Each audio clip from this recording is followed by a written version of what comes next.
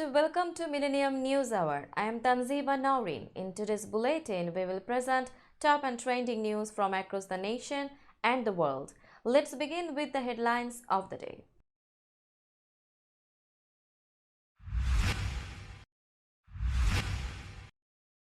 Biden to Russia on detained US journalist. Let him go.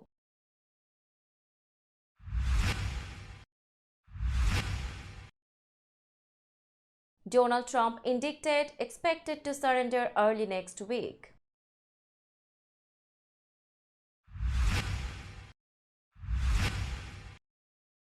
Biden says feds not leaving Mississippi town hit by tornado.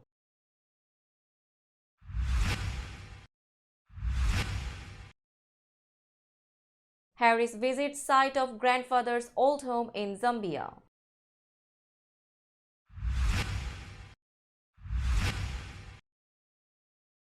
Justice Department sues Norfolk Southern over derailment.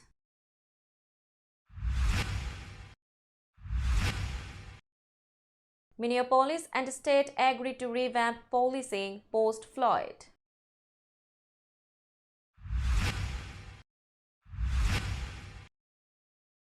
New Mexico Supreme Court blocks local abortion ordinances.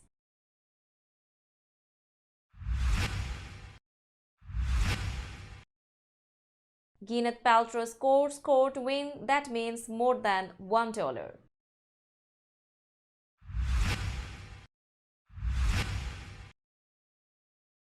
Child missing after migrant bodies found near Canada border.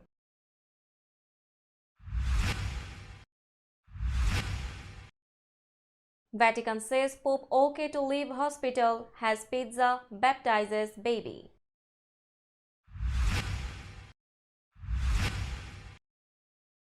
King Charles III addresses German parliament, meets Schloss.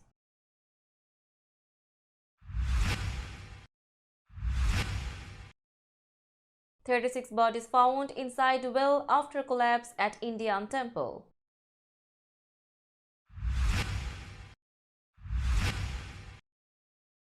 Oscar Pistorius stays in prison after his parole is denied.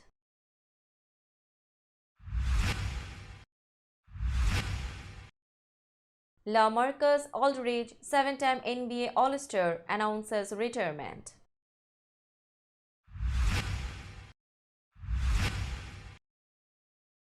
Wimbledon drops ban on Russians, lets them play as neutrals.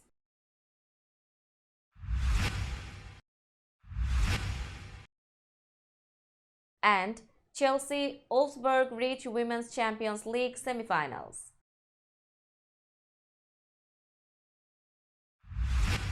You are listening to Headlines Now News in detail. President Joe Biden on Friday urged Russia to release Wall Street Journal reporter Ivan Grishkovich, who was arrested on espionage charges, allegations the newspaper denies. Let him go, Biden told reporters at the White House when asked about his message to Russia on the arrest of Grishkovich. Russia's Federal Security Service has accused Grishkovich, a U.S. citizen, of trying to obtain classified information. It is the first time an American journalist has been detained in Russia on accusations of spying since the Cold War. The journal has said it vehemently denies the charges. Speaking at a news conference in Lusaka, Zambia, Vice President Kamala Harris added that the administration was deeply concerned about Grishkovich's arrest. "We will not tolerate and condemn, in fact, repression of journalists," Harris said during a week-long visit to Africa. The Biden administration said Thursday it was working to secure U.S. consular access to Grishkovich. Asked Friday whether he would expel Russian diplomats or journalists in the U.S., Biden responded, "That's not the plan right now." Karine Jean-Pierre, the White House press secretary, called the targeting of U.S. citizens in Russia unacceptable and said the administration condemns the detention of Grishkovich in the strongest terms. The Biden administration has also warned U.S. citizens not to travel to Russia and for Americans in the country to depart immediately. Donald Trump has been indicted by a Manhattan grand jury, a historic reckoning after years of investigations into his personal, political, and business dealings, and an abrupt jolt to his bid to retake the White House. The exact nature of the charges was unclear Friday because the indictment remained under seal. But this stemmed from payments made during the 2016 presidential campaign to silence claims of an extramarital sexual encounter. Prosecutors said they were working to coordinate Trump's surrender, which could happen early next week. They did not say whether they intended to seek prison time in the event of a conviction, a development that wouldn't prevent Trump from seeking and assuming the presidency. The indictment, the first against a former U.S. president, injects a local district attorney's office into the heart of a national presidential race and ushers in criminal proceedings in a city that the ex-president for decades called home. Arriving at a time of deep political divisions, the charges are likely to reinforce rather than reshape dwelling perspectives of those who see accountability as long overdue and those who, like Trump, feel the Republican is being targeted for political purposes by a Democratic prosecutor.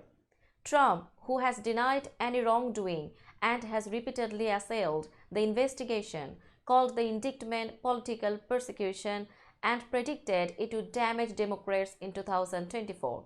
In a statement confirming the charges, defense lawyers Susan Nichols and Joseph Tacopina said Trump did not commit any crime. We will vigorously fight this political prosecution in court. A spokesman for the Manhattan District Attorney's Office confirmed the indictment and said prosecutors had reached out to Trump's defense team to coordinate a surrender. Tacopina said Trump is likely to turn himself in on Tuesday. We are working out those logistics right now, Tacopina said on NBC's Today Show Friday morning.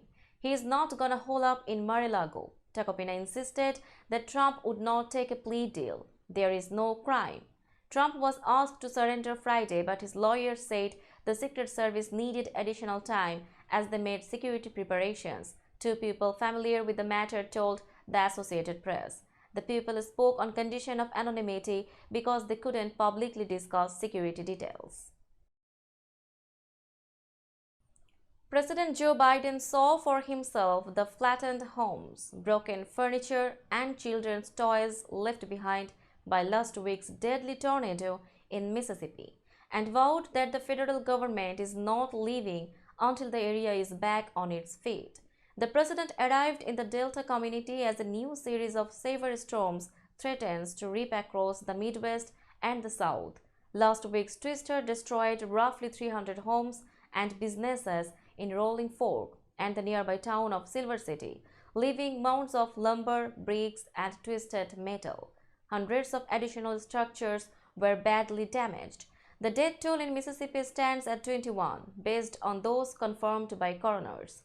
One person died in Alabama as well, from Marine One as they flew from Jackson to the area hardest hit by last week's storm.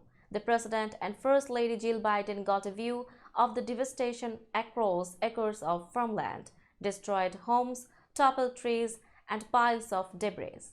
This is tough stuff, Biden said as he was greeted by state, local, and federal officials after arriving in Rolling Fork.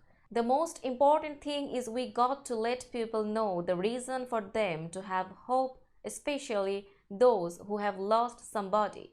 The White House said ahead of his arrival that Biden will announce that the federal government will cover the total cost of the state's emergency measures for the next 30 days, including overtime for first responders and debris cleanup.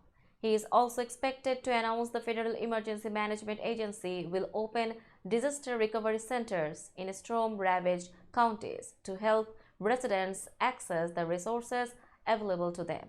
The Bidens also met with residents impacted by the storms and first responders and received an operational briefing from federal and state officials. They were joined by Governor Ted Reeves, Senator Cindy Hyde-Smith, and Representative Benny Thompson. Biden lost Mississippi by more than 16 percentage points in 2020, but residents were grateful that he decided to visit the devastated area and express his support. Vice President Kamala Harris paused Friday during a whirlwind diplomatic swing through Africa for something much more personal, a visit to the site of her maternal grandfather's home in Lusaka, where he lived as an Indian public servant in the 1960s. P.V. Gopalan was working with the newly independent Zambia government 6 decades ago on refugee resettlement and lived at 16 Independence Avenue, where Harris visited as a little girl. The home no longer exists, rather, an office building now stands on the plot of land. The location was identified using plot numbers in public records and land surveys, according to a White House official. Harris on Friday said it was very special to go back, and she described her grandfather as one of my favorite people with a lasting influence on her life. He believed in the nobility of public service. He believed in fighting corruption, she said. These are things he would talk about a lot, and I don't think until I was older I realized how that subconsciously influenced the way I think. Officials at the U.S. Embassy in Lusaka poured through public records, spoke with Zambian and Indian authorities, and reached out to former Zambian government officials to identify the precise location of Gopalan's home. Harris' family members also offered memories about the home, which helped with the embassy's search, the White House official said. The federal government filed a lawsuit against Railroad Norfolk Southern over environmental damage caused by a train derailment on the Ohio-Pennsylvania border that spilled hazardous chemicals into nearby creeks and rivers. The U.S. Department of Justice said it's seeking to hold the company accountable for unlawfully polluting the nation's waterways and to ensure it pays the full cost of the environmental cleanup. In the lawsuit filed Thursday, it's asking for fines under the Clean Water Act and for a judgment to hold the railroad accountable for past and future costs. The derailment in early February led to the evacuation of half of the 5,000 residents of East Palestine when responders intentionally burned toxic chemicals in some of the derailed cars to prevent an uncontrolled explosion. Chemicals from the derailed cars and firefighting foam seeped into creeks and rivers near the village, with some eventually ending up in the Ohio River. So far, more than 9 million gallons of wastewater have been removed from the site and hauled to hazardous waste storage sites in Ohio and other states, according to the state officials. Government officials say tests haven't found dangerous levels of chemicals in the air or water in the area, but many residents remain concerned about their long-term health. The Ohio Department of Natural Resources said 3 weeks after the disaster that the spilled contaminants killed an estimated 44,000 fish, mostly small ones such as minnows. The Minneapolis City Council on Friday approved an agreement with the state to revamp policing nearly 3 years after a city officer killed George Floyd. The State Department of Human Rights issued a blistering report last year that said the police department had engaged in a pattern of race discrimination for at least a decade. City leaders subsequently agreed to negotiate a settlement with the agency. The City Council approved the court-enforceable agreement Friday on an 11-0 vote, but not before several members expressed harsh criticism of the Minneapolis Police Department and other city leaders over the years. The lack of political will to take responsibility for MPD is why we are in this position today, Council member Robin Unsley said.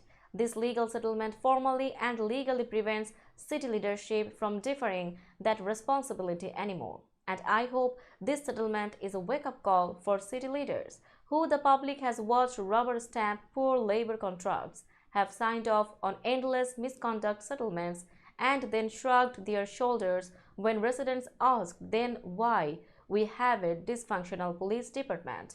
The state agency launched its investigation shortly after Derek Chauvin, a white police officer, knelt on Floyd's neck for 9.5 minutes, disregarding the black man's fading pleas that he couldn't breathe. Floyd's death sparked mass protests that spread around the world. It forced a national reckoning on racial injustice and compelled the Minneapolis Police Department to begin an overhaul. Chauvin was later convicted of murder. He and three other officers who were at the scene are now serving prison terms.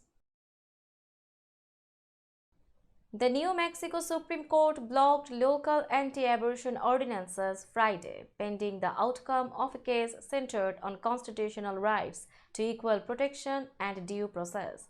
The ruling granted a request by Democratic State Attorney General Raul Torres and follows the state's recent adoption of a new abortion rights bill signed by Democratic Governor Michelle Lujan Grisham just weeks ago that overrides any local ordinances aimed at limiting access to abortion procedures and medications. The state already had one of the country's most liberal abortion access laws, but two counties and three cities in eastern New Mexico recently adopted restrictions that reflect deep-seated opposition to offering the procedure. Torres' petition and the legislation that was passed during the recent 60-day aim to override those ordinances and prevent other counties from adopting abortion restrictions. Democratic governors in 20 states this year launched a network intended to strengthen abortion access in the wake of the U.S. Supreme Court decision nixing a woman's constitutional right to end a pregnancy. The decision shifted regulatory powers over the procedure to state governments. In its order, the New Mexico Supreme Court outlined a schedule for the ongoing case over the ordinances in the cities of Hobbs, Clovis, and Eunice and in Lee and Roosevelt counties. It said briefs due in April should address what, if any, effect the new abortion rights law will have on the case.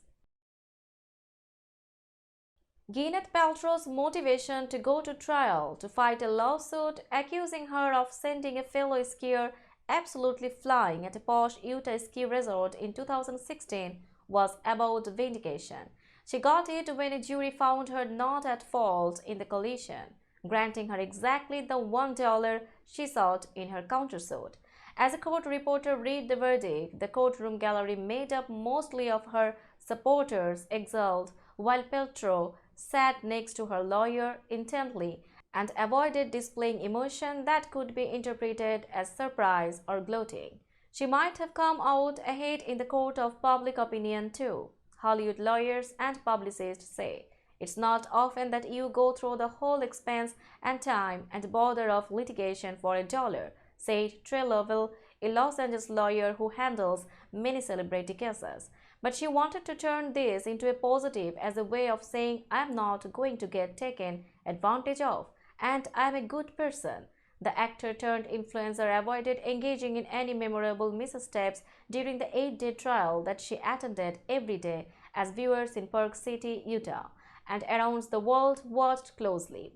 She even ended things on a classy note when she stopped before leaving court to lean over and tap her accuser's shoulder to wish him best of luck.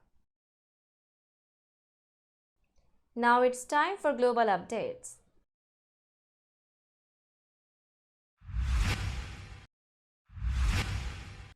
Authorities in the Mohawk Territory of Akwesasne said Friday one child is missing after the bodies of 6 migrants of Indian and Romanian descent were pulled from a river that straddles the Canada-US border.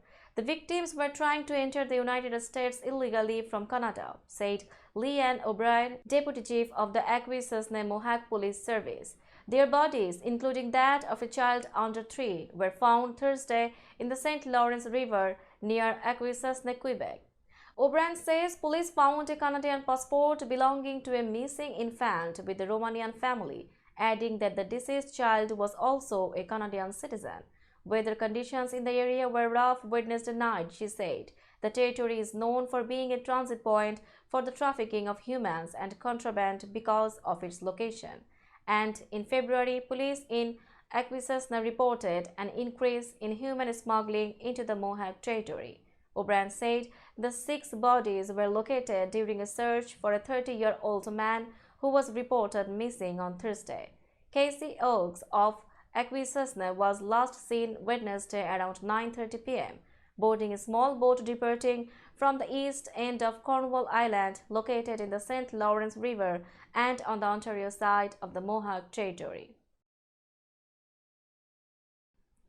Pope Francis has been cleared by doctors for discharge on Saturday from the Rome hospital where he was treated for bronchitis, the Vatican said, adding that the pontiff had pizza one evening with medical staff and baptized a baby in the pediatrics ward.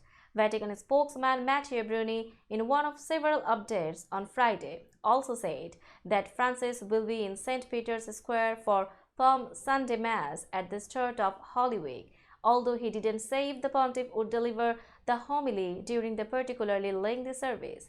The medical team that is following His Holiness Pope Francis after evaluating the outcome of tests carried out today and the favorable clinical recovery has confirmed discharge on Saturday, Bruni said in a written statement Friday night. Francis, who is 86 years old, was hospitalized on Wednesday at a Gemelli Polyclinic where doctors said the pontiff was receiving antibiotics intravenously to treat his bronchitis. Calling the pontiff's medical recovery normal, Bruni said earlier in the day that on Thursday evening, Pope Francis had dinner, eating a pizza together with all those who were assisting him in these days of the hospital stay, including doctors, nurses, assistants, and Vatican security personnel. King Charles became the first monarch to address Germany's parliament, the Bundestag, on Thursday as part of a high-profile visit by the UK head of state aimed at bolstering ties between the two European powers.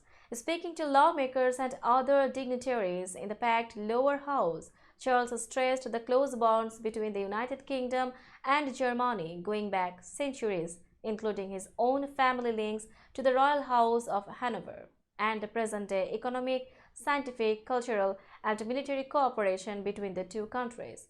Charles noted that London and Berlin have provided considerable aid to Ukraine in its efforts to fend off Russia's invasion, a point that will appeal to German government officials more used to hearing how their country isn't doing enough to help Kiev. Germany's decision to provide so much military support to Ukraine is extremely brave, important, and welcome, Charles said. Charles and Camilla, the Queen consort, visited Hamburg on Friday to pay respects at a memorial to the Kindertransport or children's transports, which saw more than 10,000 Jewish children rescued from Nazi Germany 85 years ago. 36 bodies have been found inside a well at a Hindu temple in central India after dozens of people attending a festival fell into the muddy water when its cover collapsed, officials said Friday. Video of Thursday's collapse at the temple complex in Indore in Madhya Pradesh state showed chaos afterward, with people rushing away. An excavator pulled down a wall of the decades-old temple to help people flee. Nearly 140 rescuers, including army personnel, used ropes and ladders to pull the bodies from the well after pumping out the water. A narrow path and debris in the well made the task difficult. We have recovered 36 bodies and every body is accounted for now, Pawan Kumar Sharma, commissioner of the local municipal corporation, told the Associated Press. The secretary of the temple board was among the dead and the president is recovering from injuries, Sharma said. Police brought a case of culpable homicide not amounting to murder, but no arrests have been made so far, he said. Witnesses said a large crowd of devotees had thronged the temple to perform a fire ritual and celebrate the festival for the deity Rama. Dozens of people fell into the water when the structure collapsed and were covered by falling debris, Police Commissioner Makran Devaskar said.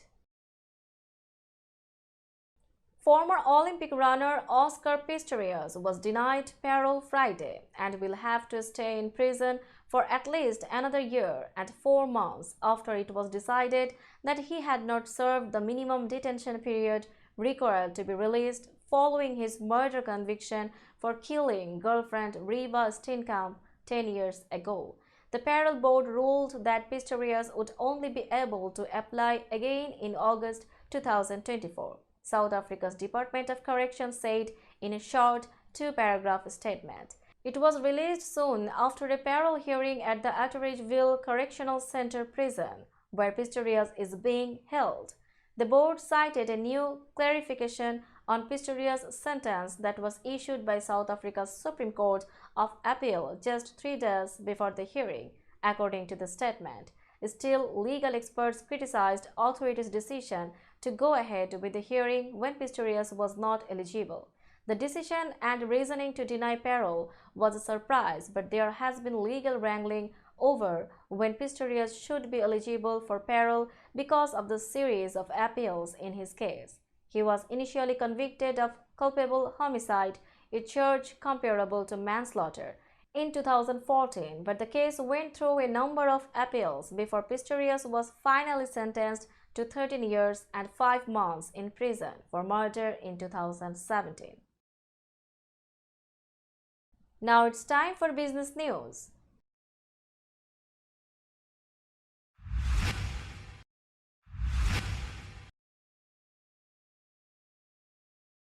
Today's New York stock close price is 15,200.59. The NYSE Composite is increased by 76.63 points or 0.51%.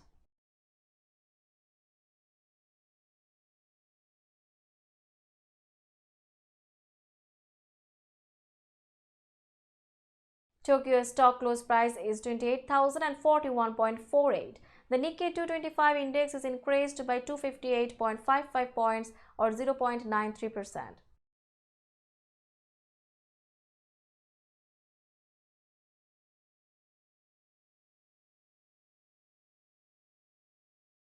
Shanghai stock close price is 3,272.8602. The Shanghai Composite Index is increased by 11.61 points or 0.36%.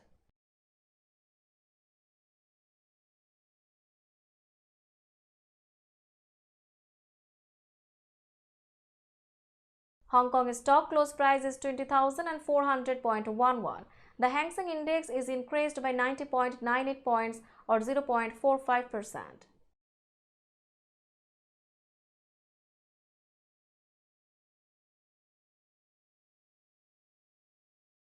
Bombay stock close price is 58,991.52. The Sensex Index is increased by 1,031.43 points or 1.78%.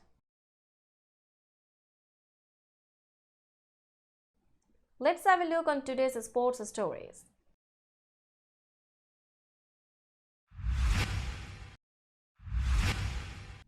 LaMarcus Aldridge announced Friday he is retiring again from the NBA. Aldridge, who is 37 years old, initially retired in 2021 after experiencing an irregular heartbeat in the last of 5 games he played for the Brooklyn Nets that season. He rejoined the Nets 5 months after announcing his retirement. The 7-time All-Star was diagnosed with Wolff-Parkinson-White syndrome, an abnormality that can cause a rapid heartbeat, as a rookie in 2007. Despite the diagnosis, Aldridge was among his era's premier big men. As the second pick out of Texas in the 2006 draft, he averaged 19.1 points and 8.1 rebounds in his career. Aldridge played his first 9 seasons with the Portland Trail Blazers before 5 years with the San Antonio Spurs and his short time with the Nets. Russian and Belarusian players will be able to compete at Wimbledon as neutral athletes after the All England club on Friday reversed its ban from last year. The players must sign declarations of neutrality and comply with appropriate conditions, including not expressing support for Russia's invasion of Ukraine. This was an incredibly difficult decision, not taken lightly or without a great deal of consideration for those who will be impacted, All England Club chairman Ian Hewitt said in a statement. The players cannot receive funding from the Russian or Belarusian states, including sponsorship from companies operated or controlled by the states. Australian Open champion Aryna Sabalenka of Belarus and Russian players Daniil Medvedev and Andrei Rublev are among the players who can return. Ukrainian Foreign Minister Dmitry Kuleba condemned the reversal as immoral. Has Russia ceased its aggression or atrocities? No, it's just that Wimbledon decided to accommodate two accomplices in crime. I call on the UK government to deny visas to their players, Kuleba wrote on Twitter.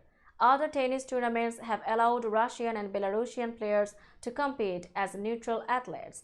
Their nationalities are not listed in the brackets, official results, or graphics on TV broadcasts of matches. But, as in some other team sports, Russia and Belarus were not permitted to participate in the Billie Jean King Cup or Davis Cup by the International Tennis Federation. Chelsea goalkeeper Anne-Catherine Berger saved two penalties to help Chelsea knock out title holder Lyon 4-3 in a shootout and reach the semi-finals of the Women's Champions League after a suspenseful and hard-fought contest at Stamford Bridge on Thursday. It was a bad evening for French clubs as Paris Saint-Germain also excited the tournament with a 2-1 loss on aggregate against Wolfsburg. Chelsea was on the verge of elimination after Sarah Debris gave the eight-time champions the lead in extra time with a left-footed shot after she connected with a cross from Ada Hegerberg. But the French team could not hold on to its advantage as it conceded a penalty deep in added time following contact between Lyon forward Vicky Becho on Nawreen James on the left of the box. The penalty was awarded following a VAR check. After a long delay, Marin Mjolde took the kick and scored to force a shootout. Berger stopped Lyon captain Wendy Renner's effort and then parried away Lindsay Horan's shot, prompting huge celebrations from her teammates. The Blues will next take on Barcelona in a rematch of the 2021 final. Let's have a look on today's weather forecast.